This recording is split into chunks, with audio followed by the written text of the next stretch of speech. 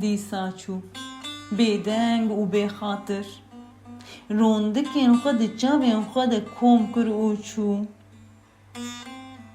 بازنێ veqetinê li zendê xwe bada û çû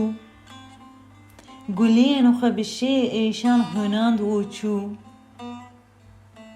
bi fîstanê hesretê bejna xwe xemiland û çû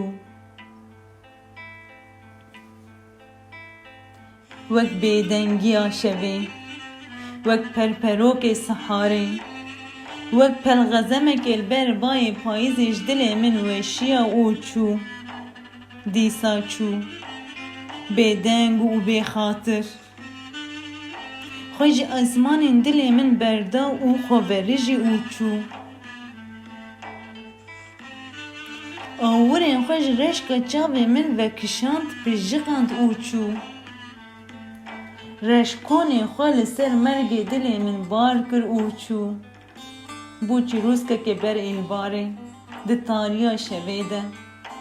ji dilê min temirî û çû wek stêrkekê kelogirî wek çirayeke reş tê mirî wek bablîsokeka pelzerkirî kafilê dilê min herifand û çû her gavek wê axîn bû her gaveka wê birîn bû her gaveka wê mirin bû her gaveka xwe di dilê min de dax da û çû